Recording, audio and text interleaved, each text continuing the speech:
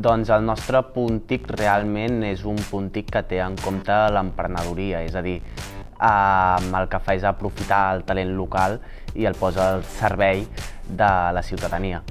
Per exemple, tenim com a innòmada resident a José Luis, de Rompiendo la Brecha, que el que fem nosaltres és facilitar-li infraestructura i teixit emprenedor per tal que pugui portar a terme formacions. El perfil de les persones que s'apropen al punt TIC és superdivers.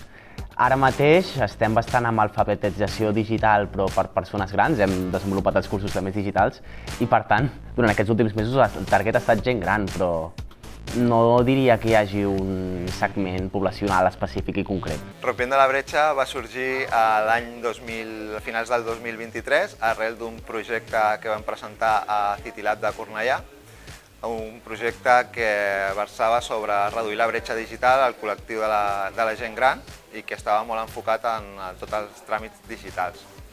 Arrel d'aquest projecte, que va resultar guanyador, vam decidir que allò no només es podia quedar en una prova pilot, sinó que l'havíem d'extrapolar, o que l'havíem de portar a més ciutats. L'activitat que estem fent avui aquí és capacitar a la gent gran, al col·lectiu, a fer l'ús de l'ordinador, ja que des de l'Ajuntament de Sant Feliu se'ls ha fet entrega d'uns equips i estem formant-los perquè tinguin les nocions o les competències bàsiques per poder-los fer servir.